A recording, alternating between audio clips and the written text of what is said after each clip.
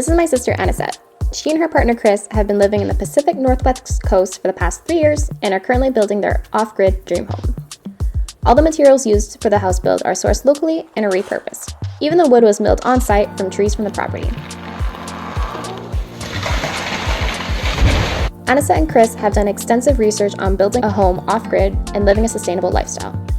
They are doing all the work themselves and have hired minimal help. After 3 years of planning and clearing the property, they are getting ready to build their forever home. We decided to come here because it has an abundance of resources, natural resources, and the property was cheap, and we were building mortgage-free, off-grid, so we don't have to owe the man anything. And we're practicing our building skills and applying the skills that we've learned and researched for the last 5 years. So we'll start with the wall tent. So we set up a wall tent on a platform so that we don't have to commute an hour every day from where we're currently renting in another community. So here we have our outdoor kitchen. We cover it because sometimes the rain residue gets covered. This is dried goods box, propane stove, compost bucket, compost toilet. And then here's our best friend in the wintertime, especially when we're working hard, instant hot water shower system. So connect to a marine battery, propane, turns the pile on, you get instant hot shower. And then this is our humble abode for the weekend. We keep everything clean. We do not cook in the wall tent because it attracts mice in. We'll eat on the wall tent, but everything is clean. I consider the wall tent cleaner than my own house. So yeah, this is where we spend our nights, and it's perfect because the stove's going. If it's raining, I worked in the rain all day.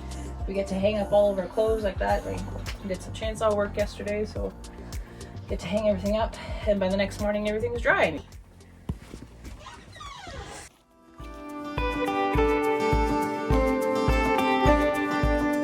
When we moved here, everything was brush like this. So the entire property was full of brush and small trees. Left the big trees intact and took us 18 months to clear.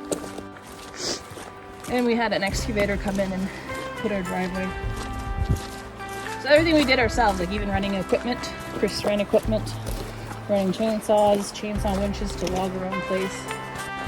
So this log deck up ahead is all the trees that are essentially in this path, in this driveway area and in the void.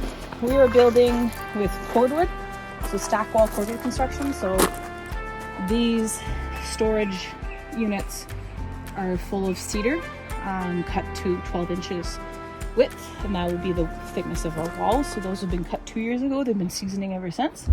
And once the house frame is built, we'll be moving all that wood in.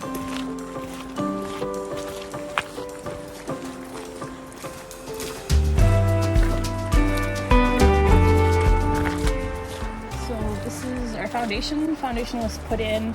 We dug our foundation in by hand with a chainsaw auger, pickaxe, and shovel. It took us 4 days.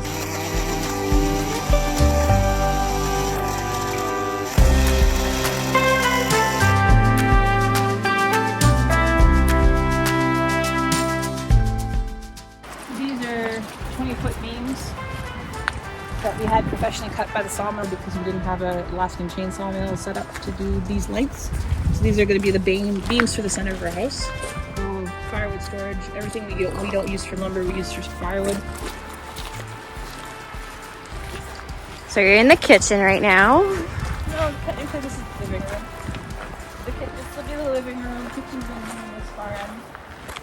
This is the first thing Chris milled. It's all hemlock and it's for flooring. It still needs to be cut and planed, but this is him learning how to chainsaw mill.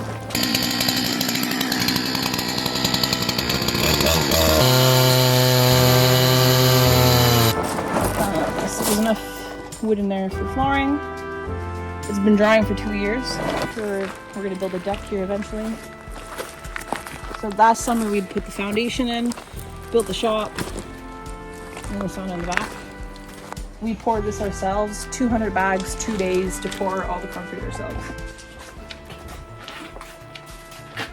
Chris welded this workbench. That's Chris. Chris has been working on milling 1x8 boards for a ceiling, which we're gonna get tongue and grooved eventually. So Chris has been working on milling for the last, 8 months to a year. So that we had 2 big Sitka spruce that were felled 2 summers ago, but they had already been dead for 6 years, so the wood was fairly dry. So these Sitka spruce I'll show you, were about 5 to 6 feet diameter. So Chris has been Alaska chainsaw milling that for the last year or so.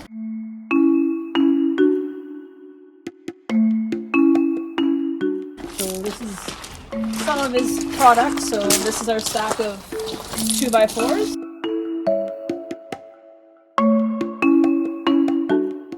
And essentially, as we build, we empty these bays. We're going to fill it up with firewood that's spread across the entire property.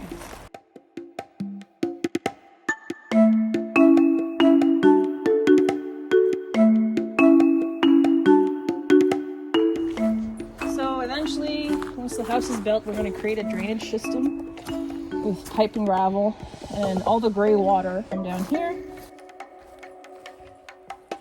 So this is where the 2 big spruce were laying.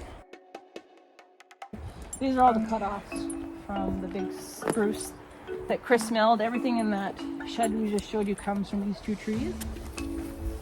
So yeah, stump number 1 is like 5.5 feet diameter. That's a big boy. Hey, that's a big guy. So stump number 2, this one was a 6-footer. So we actually had a professional faller come and fall these trees for us.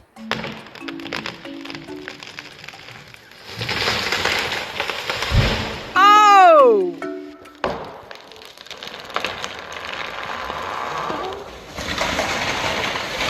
Oh my God.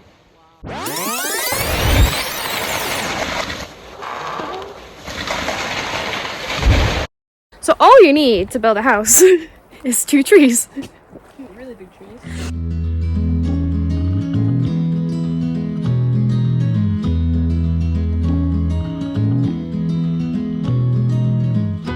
So the plan this year is to get rid of this brush, burn it, and eventually we'll build a greenhouse here. Last year we planted 2 apple trees and 2 cherry trees.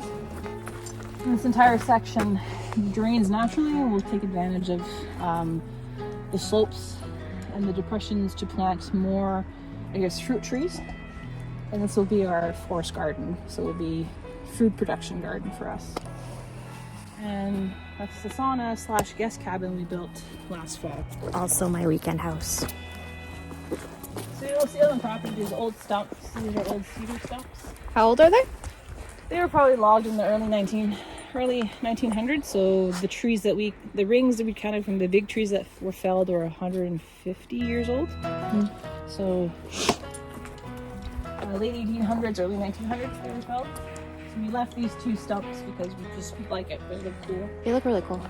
So here we have the ported sauna, all cedar log ends, red western cedar and yellow cedar.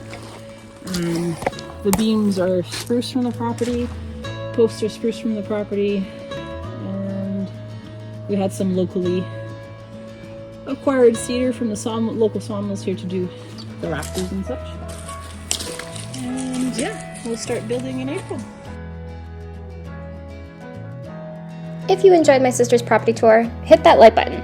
I'll be helping out with the house build over the next few months, so make sure to subscribe to my channel to stay up to date with the progress and to follow along my adventures around the Pacific Northwest coast of Canada.